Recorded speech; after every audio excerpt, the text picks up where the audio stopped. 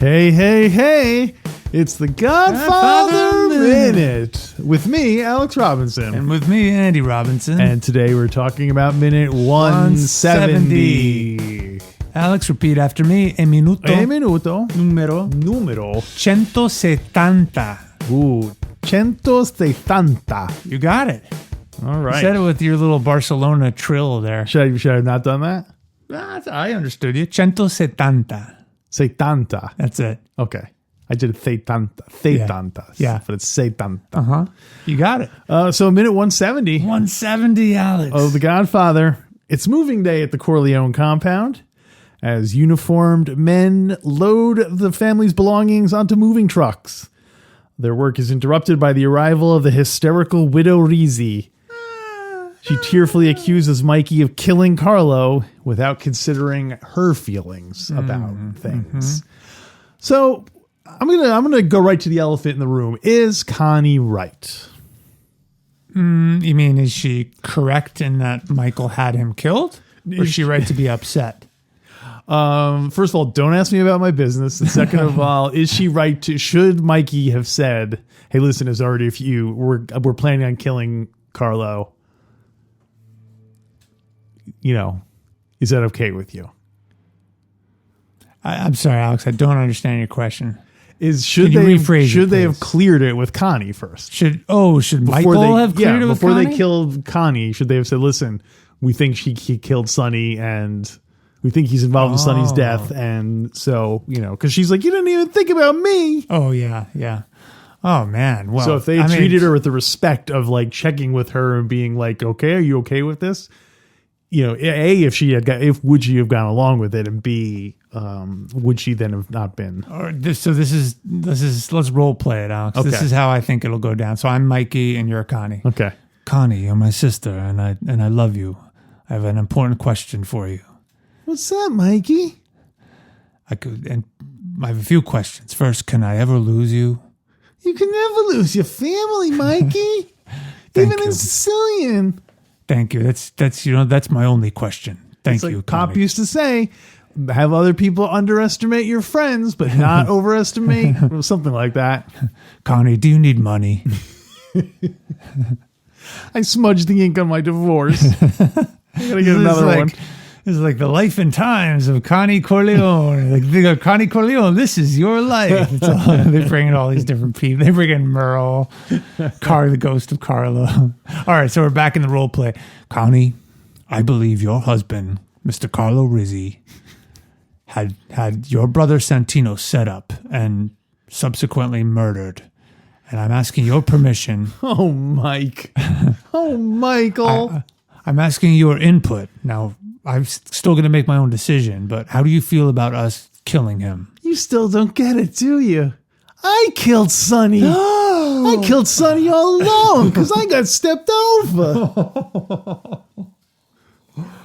It would be so funny to hear Connie deliver that same Fredo dialogue, but in her voice. Because they're siblings, so they would have similar inflection in their voices. It makes, because obviously when you watch GF3, as one does, you can see that Connie in that one is much more of like a power. She's almost like the Michael Corleone of that, like the power, scheming and so Lady Macbeth. Exactly.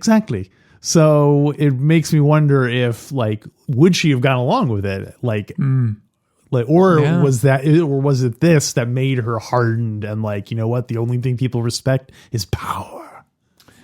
I don't think she would have gone along with it. You don't think so? And especially in the book, Connie's very sensitive. She absolutely loves Carlo, even though he treats her like trash. Yeah. And I don't think she would have gone along with it. Okay. So it's best that Mikey did not ask her. So you think that's what Mikey should have said? You wouldn't have gone along with it? Yeah, I think so. Okay. Yeah. What do you think? Do you think she would have? It's hard. She didn't believe that he set up Santino, so there's no justification in Connie's mind that he should be killed. Yeah, I guess so. If she really doesn't believe that he had hoped to have Santino killed. Yeah. I like how Kay is trying to comfort Connie in this scene. Yeah. And she could have added, "Oh, Connie, at least now you won't have to clean it up." The scene starts with her. So we don't know how she found out. Like it starts with her reacting to. She's in the car with Mama, and so did Mama tell her? Did it? You know. Yeah, that's a good question. Can I read from the book because there's I'm afraid there isn't time. There's a bit in the book that takes place right before this scene, and I meant to start with it because it fills in some gaps. Okay, go ahead, fill in those gaps. Here we go. Page 433, Puzo writes, "The victory of the Corleone family was complete. During that same 24-hour period, Clemenza and Lampone turned loose their regimes and punished the infiltrators of the Corleone domains. Neri was sent to take command of the Tessio regime." Oh, interesting. Barzini bookmakers were put out of business. Barzini bookmakers are put out of business. Bookmakers go bust. Extra. Two of the highest-ranking Barzini enforcers were shot to death as they were peaceably picking their teeth over dinner in an Italian restaurant on Mulberry Street. Oh, how's the veal in that Italian restaurant? They'll never know. I don't think it's the best in the city. A notorious fixer of trotting races was also killed as he returned home from a winning night at the track. Two of the biggest Shylocks on the waterfront disappeared, to be found months later in the New Jersey swamps. With this one savage attack, Michael Corleone made his reputation and restored the Corleone family to its primary place in the New York families. Oh, happy ending. He was respected not only for his tactical brilliance, but because some of the most important capo regimes in both the Barzini and Tattaglia families immediately went over to his side. That's interesting. It's a big, there are power vacuums, and so folks are trading sides. Yeah, that makes sense. People are pragmatic. They'll once they see what the story is. Yeah. And Michael learned from Pop to think like those around him. They're all businessmen. Finally, Puzo writes, "It would have been a perfect triumph for Michael Corleone, except for an exhibition of hysteria by his sister Connie." So she had flown home with her mother. The children left in Vegas. She had restrained her widow's grief until the limousine pulled into the mall. Yeah, so Puzo doesn't write how she learns of Carlo's death. Right. What do you think? Well, I'm just started reading a novel of my own. That wasn't my novel. I own it, but I didn't write it. Called The Godfather's Revenge. Okay. And it is a authorized story. So, and it takes place the first part takes place right immediately after the ending of GF1 and goes up until the beginning of GF2. Okay. And so one thing that's really fascinating about it is you get a lot more information about the immediate fallout of the Mikey's plan. And something I this is a book, right? This is a novel and not written by Puzo. Not written by Puzo, but authorized by Paramount or whoever.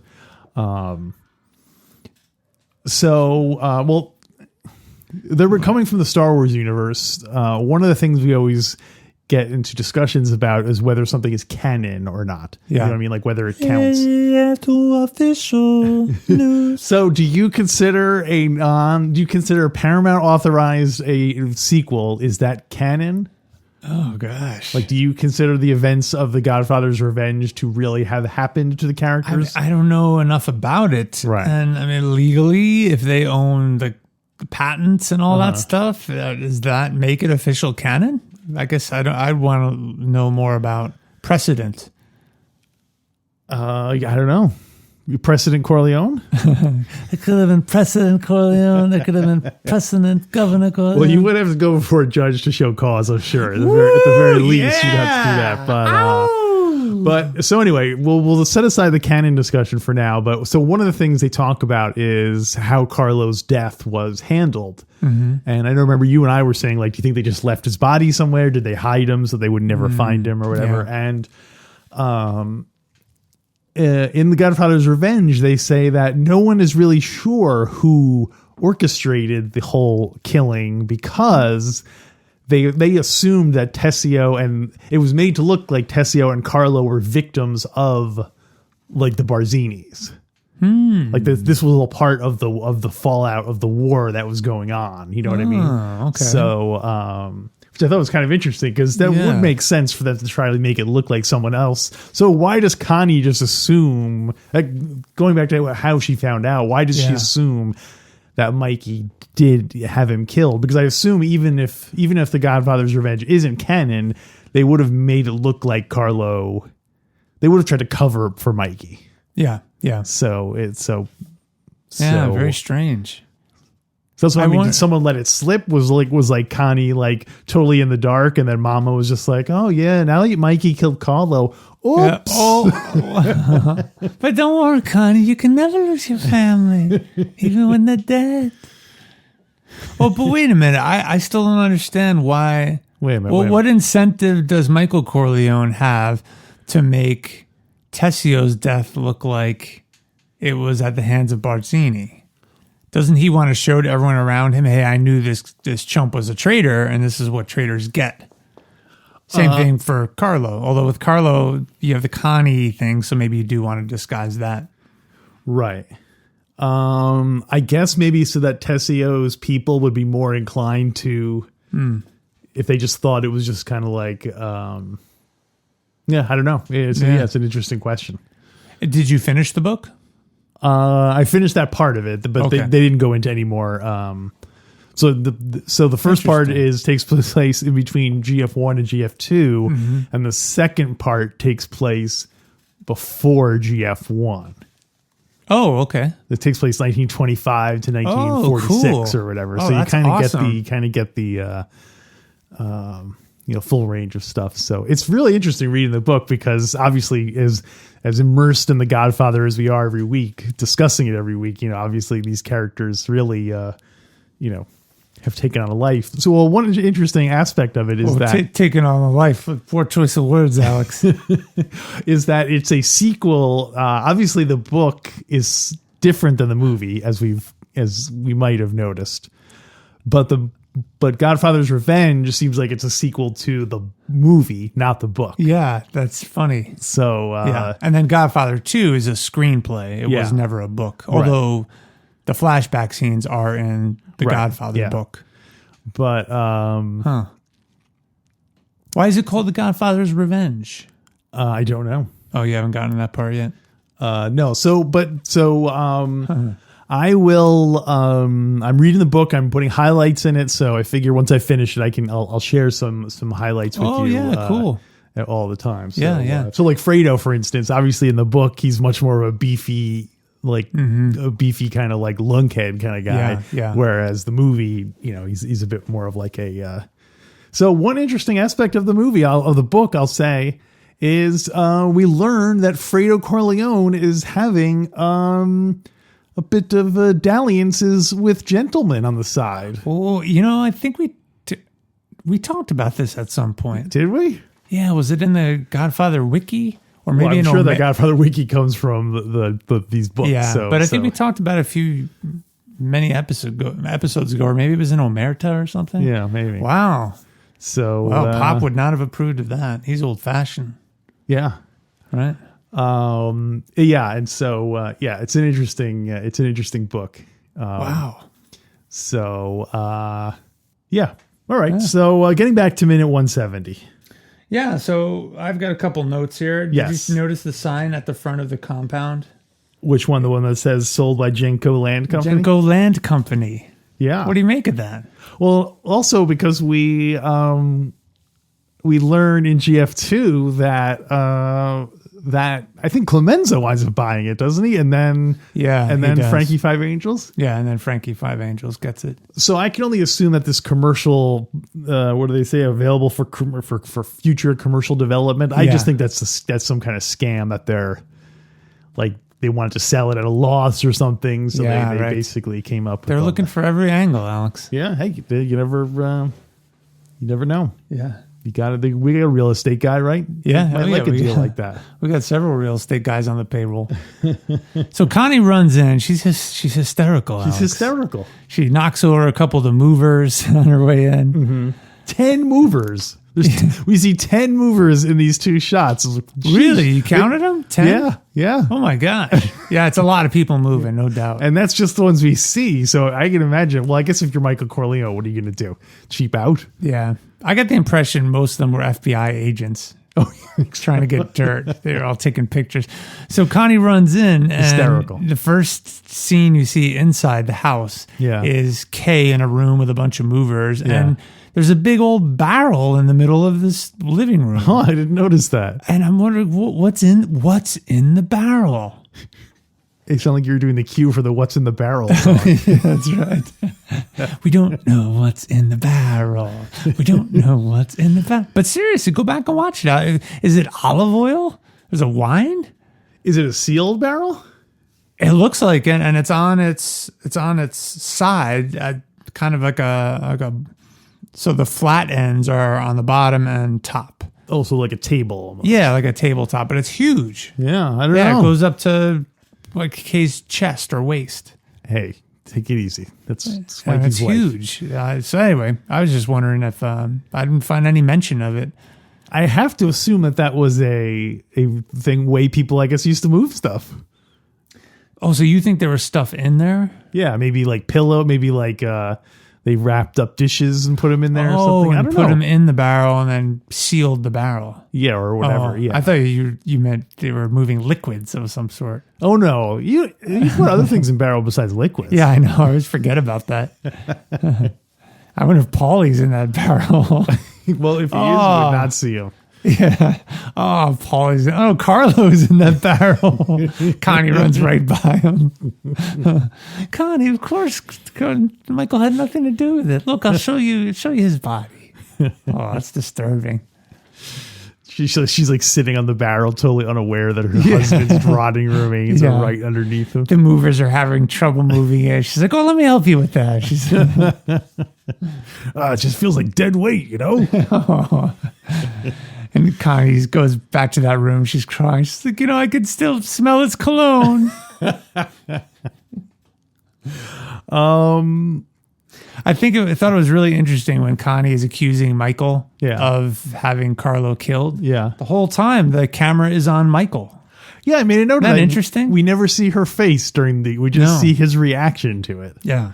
And FFC does that a bit in the movies where you don't see the characters' faces and the camera's on other characters. Right. Yeah. GF2 was on yesterday. They were alternating GF1 and 2. So I had to watch. You had to. I had to. You can never turn off GF2.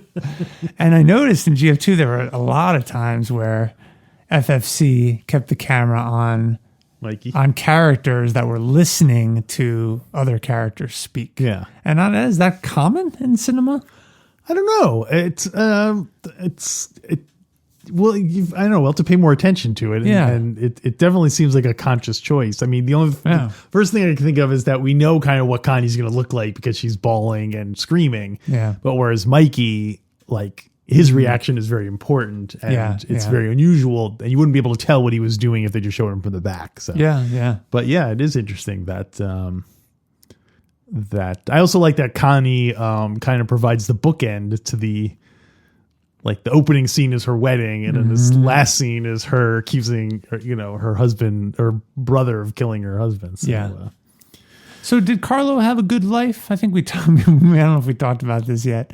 Knowing the trajectory and his lifespan and his experiences. He died young, of course, and a brutal death, but did he live well? Well, I don't know much about him prior to marrying into the family. We know He came from Vegas. Don didn't like him. Don Corleone didn't like him. Yeah. He gave him a living.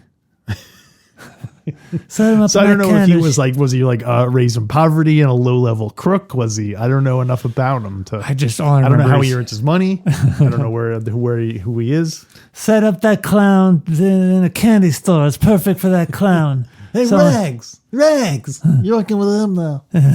Sorry, Rags. Keep Carlo away from the drapes. The only other, actually, those are all the notes I have, Alex. That's all the notes I have as well. Else? No, that's it. Anything else? No, that's it. Oh, yeah, it was kind of an odd minute. I think No, 170. It was an even. Yeah, I can't believe there are only 7 minutes left, Alex. That's crazy. What are we going to do? I don't know. Have we shared with folks what we're going to do in between GF 1 or 2, or are we going to transition directly in? No breaks. What are you thinking? I think we should talk about it in the bonus content. Okay. And maybe let our Patreons weigh in on whether or not whether they want to break. Well, of course they're going to say they want us to go right in because they love us. Yeah, I'm thinking that I don't know if Don Corleone and Michael would approve of us providing all this free content to people. Alex, what do you think? I think we can pay him back on Monday or Tuesday. Well, we have to rate this minute before he closes out. Okay, got it. We got to rate it. Okay. Let's see. No Marlon Brando. Movers, 10 movers. Oh my God. What is it? 0.3. And Connie goes into explanations. Yeah. She says something like, "Yo, you waited for Papa to die because he wouldn't." You bastard! You bastard! You waited for Papa to die, and then you had Carlo killed because he wouldn't approve it. You bastard! All right, I got my rating. You bastards can never lose your family. By the way, before we rate it, when I was watching GF2, you are sick. You have twisted so much GF dialogue. To your liking. For example, in that scene where Mama says, "You can never lose your family." First of all, she doesn't even say it in English. I know, she says it in Sicilian. And she doesn't say it at all like the way you say, "Oh, you can never lose your family." It's not that tone at all. Yeah. She's mourning. It's very somber. She's all, so enjoy. So enjoy your family. Don't worry, Michael. You can never lose your family. The same way the Yankees lost the World Series in 1919. Yeah. I returned from Israel because my family would not forward my absentee ballot. I'm a retired investor living on a pension. After all, I'm not a communist. All right, let's rate. Wait, what do you think would have gotten more laughs? Hyman's joke at the airport about coming back and voting in the election, because that's what got the laughs at the airport. Yeah. Or Barzini's wise ass crack about not being communists. Which one? Which is funnier? I guess the Hyman Roth one is funnier. And also just the fact that he would choose to make a joke at that moment is kind of what makes it funny. He's so tired. He's got so much Sanka. He's clearly, I don't even think he says it as a joke. He really says it because at face value, it couldn't be used against him legally, but clearly no one believes it. So it's funny to everyone else. That's why he doesn't laugh. It's not like he says, "Oh yeah, I came, wink, wink. I came home and I was voting the absentee ballot." He's just so down. So I guess that you're right. That is funnier. It'd be great if Barzini said, "After all, we're not communists," and then there was no laughing, and then it just went on, which could be interpreted. Let's do it. You do it. Role play it. You just say the line, and we'll just leave the silence there. Yeah. Okay. Of course, Don Corleone can charge us for such services. After all, we are not communists. Don Corleone, you were saying. You should put some echo on that to give make it sound a little. Do it again. This time for echoey. Like it's more. Yeah, like an empty room. Go ahead. After all, we're not communists. Communists.